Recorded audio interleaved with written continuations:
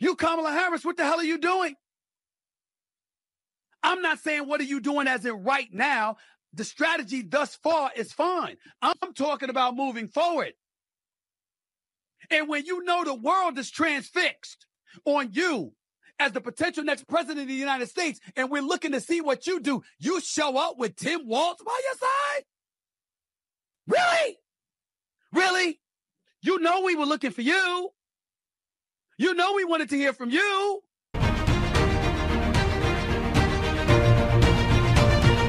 Welcome back, Warriors. It's me, Linda B. Thank you all so much for joining me here today. Today, I've got some Stephen A. Smith.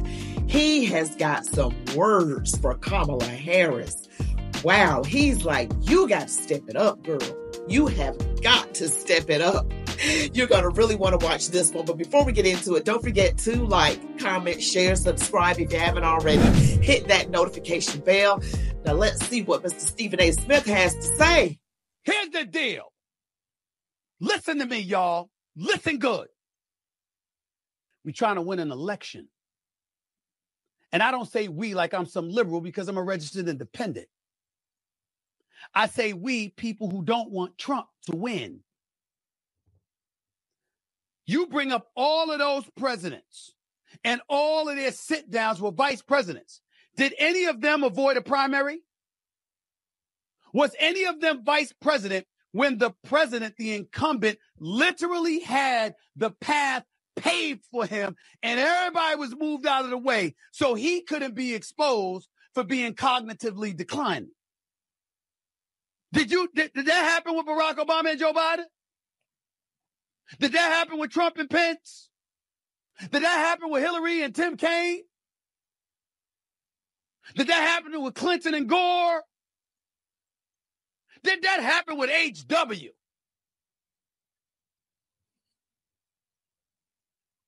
I mean, think about it for a second here. And Mr. Dan Quayle himself, I had brain lock for a second. Pay attention. I'm paying attention, Stephen A. But yeah, okay. So it was brought up that by the Trump campaign that, Kamala Harris had to have her VP running mate there with her to do an interview. But they brought up that other candidates for president also did interviews with their running mate. Trump with Pence and others who were running for president had their running mate alongside them. But the issue is, and he's bringing up some of it, Stephen A. is bringing it up. My issue is, did they only do interviews with their running mate? Did they do interviews one-on-one? Because Kamala Harris has waited 40 days to do an interview. And honestly, that interview with CNN was pre-recorded and edited.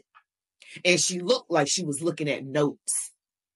Okay, this was not a live. This was not just throwing out questions and her answering. And she really did not do a good job of answering. She just said what they're going to do, supposedly, whenever she was asked the question. And those were pretty good questions by Dana Bash, I must admit. But they were practiced. They were rehearsed. This was a pre-recorded, edited, from what I gather from some sources. Donald Trump doesn't do pre-recorded and edited anything. And Kamala Harris looked like she was looking at notes. She was looking down, but at the table, it looked like she didn't have any notes. But again, this was edited. Okay. She could have been looking at notes and then they showed it without paper. There's a way you can edit things in the video world. I know. None of these people avoided a primary. None of these people were people that you didn't see debating candidates for their own party, where the people selected them. That did not happen with Kamala Harris. That did not happen before June 27th when Joe Biden showed up in a debate. And as Anthony Scaramucci, showing up on News Nation, being interviewed by Chris Cuomo, pointed out, and I quote, during the debate, President Joe Biden looked like a dude standing in a nursing home waiting for a nurse to feed him applesauce. That is a quote. That is a quote. And if Joe Biden looked that way in June 27th, what was he a month earlier? Or a month before that? Or a month before that? when those debates could have taken place. It was nowhere. We didn't see it because the Democrats greased the skids. So he didn't have to face competition. These are facts. These are facts. So if that is the backdrop, and you have somebody like Trump, who's very, very short on substance when he's articulating his message and defers to insults and one-liners and doing all of these kind of things, I believe you're playing right into his hands. You can't see that? You, Kamala Harris, you're the vice president of the United States. You are a former senator, a former state attorney general in the second largest state in the region, in the republic. You're a former prosecutor. This man has been indicted. He's been convicted on 34 felony counts. He's been impeached twice. He's lost civil cases. And oh, by the way, he gets grilled at the National Association for Black Journalists, and his immediate response is, it's a very horrible question, the worst question that could have ever been asked. You didn't even say hello. How are you? This is what he does. Stop. That little imitation right there was kind of funny. Did you say hello? But I mean, because she didn't. She went straight for the attack. When you invite someone somewhere, I mean, I studied journalism in college. When you invite someone somewhere, you do not attack them. And she really went after him. She had her mind made up. This was a setup from the get-go to get Donald Trump there and to put him on the spot. That was not nice of them to do that to him. They knew what they were doing. And I'm calling out that mess, Rachel Scott. He goes up against Marco Rubio. He called them Little Marco. He said Jeb Bush, low energy. Carla Fiorina, she's a 4. Teasing Chris Christie about his weight. Called Ron DeSantis, Ron DeSanctimonious. He did say that. The man comes up with one-liners that are catchy, and as a result, people gravitate to that. They pay very little attention to whatever substance he may have or is lacking, and he wins anyway. I just got to say, Donald Trump does say those things. Stephen A. is right with all the name calling. But in Donald Trump's mind, and he did say this, he said that when people are evil, as he sees certain people, or if they lack something, what a characteristic that he likes, he does come up with a name. He didn't say Ron DeSantis is evil, but he was going up against him, so he had to come up with a name. DeSanctimonious, Sleepy Joe, whatever he called Hillary Clinton, Crooked Hillary, which, that fits quite well with her.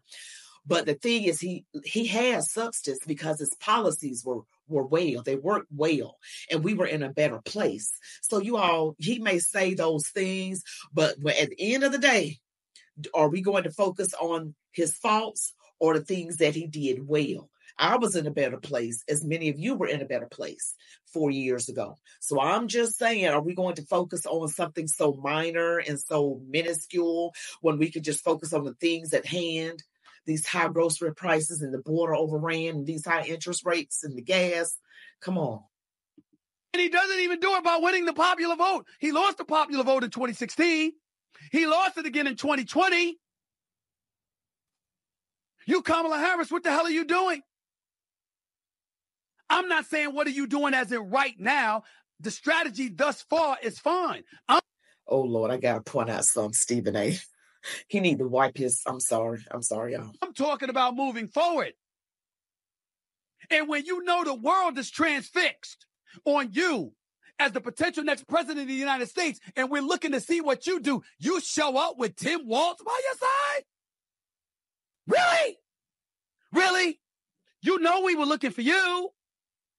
You know we wanted to hear from you. No disrespect to him whatsoever. But ain't nobody, how many times you gonna hear that he's a school teacher and a former coach? That he gets you? How many times? We know this already. We got it.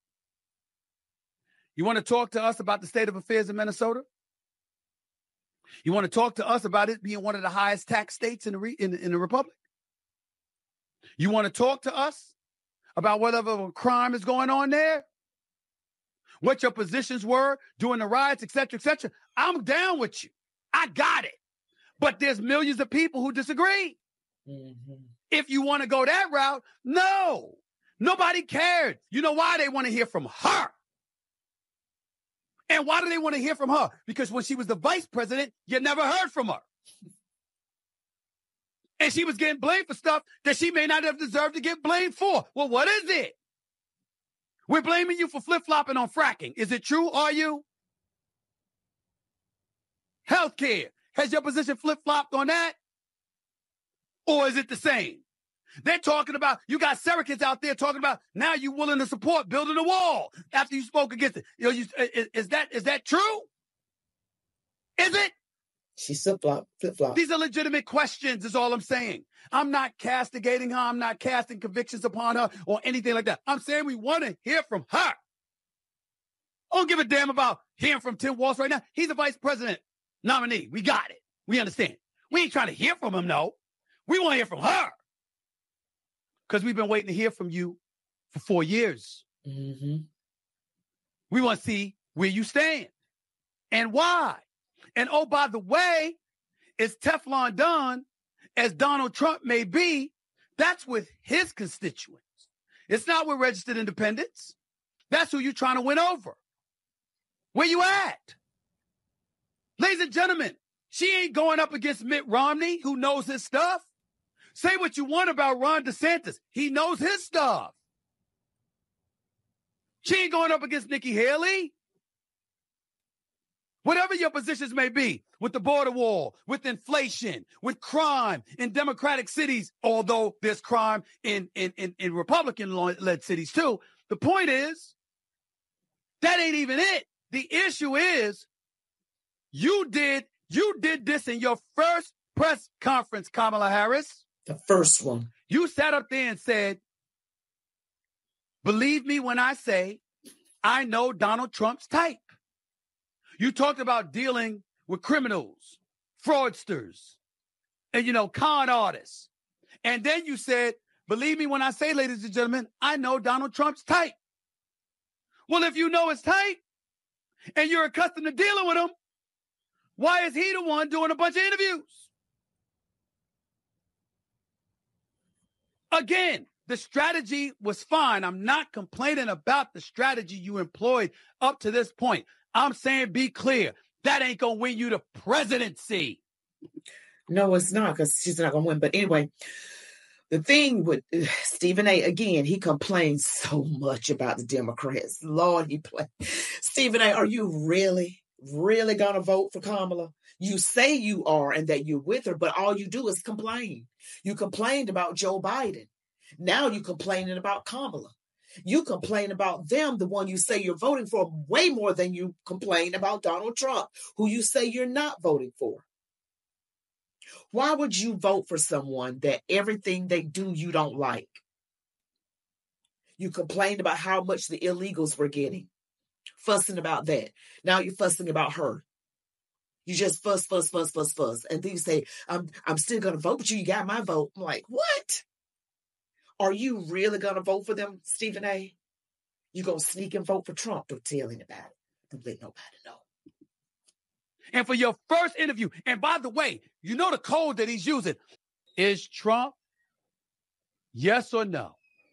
Is Trump not using codes when he points out that she's hiding? He's leaning on gender. I'm a man. I'm strong. Look at the war in Russia and in Ukraine with Russia. Look at what's going on with Israel and Palestine in the Gaza Strip and beyond. Look at the kind of troubles that we're experiencing, whether it's North Korea, it's China, or whatever. Iran, Iraq. I mean, come on, y'all. Look at all of this. You think she's strong enough? She can't even show up to do a hard interview. I show up all the time. He sure does. This is what he's doing. Mm-hmm. We all know what that is. You feeding into machismo. You trying to say commander-in-chief. He didn't do that to Hillary. He said a lot of things about Hillary, like crooked Hillary and stuff like that. He ain't never implied she was scared. The thing is, Donald Trump says things as they are in his mind. He doesn't pander. And for all I don't like Hillary Clinton. I really don't. I feel like she's, crooked or whatever. But whatever you can say about her, Hillary is smart. I hate to say this about Kamala, but she's nowhere near as smart as Hillary. She's nowhere near as smart as Michelle Obama. She's just not on the level that they're on. They can answer questions. They lie and do stuff, the Democrats, but you can tell that they are much higher intellect than Kamala Harris is. It's amazing that she's gotten all these positions, in her career, but for whatever you can say about Hillary, that's why Donald Trump, he even said Hillary is smart. He never implied she was running because Hillary Clinton was smart as a whip and know her stuff. That's right. We all know. The most qualified woman to ever run for president in this country's history, without question. I'm glad she didn't win, though. Ooh, glad Hillary didn't win. I said she was smart. Now I ain't want to. Ooh, I'm glad she didn't. I didn't know any better. I voted against Trump, but I was believing into the propaganda. I've already asked forgiveness for that, but I am so glad she did not win. Woo. Ain't that supposed to be Kamala? HBCU grad, prosecutor, state attorney general, senator, reigning vice president of the United States of America. Kamala Harris has all the credentials in the world to stand tall, stand straight up, and be like, yo, this is the way it's going to be. Let's get it on. And as a prosecutor and as an attorney, as somebody who knows the law, as somebody who knows a criminal when she sees them, as somebody who knows a con artist when she sees them, and all of these other things that she said about him, why is this dude the one we see? Because the Democrats are telling her, well, you know what? Something ain't broke, don't fix it. We gain this momentum. We gain this momentum. We gain this momentum. They are right about that. And I'm not disagreeing with anybody on my team who feels otherwise. Here's my point. It doesn't matter if the regular process had been followed. But because they avoided the primaries, because they were accused of greasing the skids to disguise and hide Joe Biden from the rest of us in terms of the decline that was clearly taking place. She is now the Democratic nominee without having had to have a debate, without having to experience a primary, without having to campaign. Mm-hmm. It was handed to her. That's right. In the eyes of the opposition. That is what they're going to say about her. Mm-hmm. Say what you will about Trump. He's supposed to be a criminal, right? He's supposed to be in jail, right? He's supposed to owe nearly $500 million, right? The bottom line is he's been the Republican nominee since 2016. And he's been through a myriad of debates. And on top of all of that, he got all of this law, these legal issues descending down upon him. And the people have spoken. The Republicans said they want him. All of them. That's true. Nobody said that about Kamala Harris. Not a one. Until July 21st. That's right. So you don't get to just skate to the election and have a debate September 10th on ABC. And you know what? We may barely see you. Nah. Why also, ladies and gentlemen, Biden wasn't doing a bunch of interviews prior to the debate on June 27th. And then what happened thereafter with July and him stepping aside. So we have a White House that hasn't been active participants in communicating with the fourth estate, spanning months while you're running this country. Nah. I want you, Kamala Harris, to go out there and whip you know what of Donald Trump. That's what I want. You're not going to get it. Because it shouldn't be that hard. It's going to be hard. It's going to be hard. Because what do you guys think is going to happen, though, with this? You know what I'm saying? Because, look, Kamala Harris, she has not done interviews until this first one with Tim Walz, and she looked like she was reading from paper, reading notes. And again, it was pre-recorded and edited according to sources. Now, you know, the debate with Biden and Donald Trump on June 27th did not go well. And after that debate, the powers that be descended upon Jim Crow Joe and said, bow out, hand the baton, bow out. Now, what if Kamala Harris does not have a good debate on September 10th? What are they going to do with her? Are they going to do that to her again? It's going to be another hot swap. You got to go. You got to bow out. Because this is obvious that this is not being done democratically. She was not primaried in. Things were not done correctly. And the Democrat Party is called the Democratic Party, but they're not doing things democratically. So I want everybody to pay attention because I think if she doesn't do good in that debate, I can't imagine her doing well since she can't do good in an interview. How can you stand next to someone who is your opponent, who thinks that you're incompetent, who thinks that you're trying to destroy the country? He is going to have her for breakfast, lunch, and dinner. He is really going in. And you know Donald Trump is not scared of her. He does interviews all the time in unfriendly territory. He's used to doing it, and they're not pre-recorded and edited. So there you go. She needs all this help. Everything was handed to her. She didn't earn like that in the traditional sense. So we need to focus on the facts and not have this TDS thing going on. Facts over feelings, guys. Facts over feelings. Thank y'all for watching. Don't forget to like, comment, share, subscribe. Hit that notification bell. You all be blessed. Love God, your families, these United States of America. And as I always say, march on, warriors.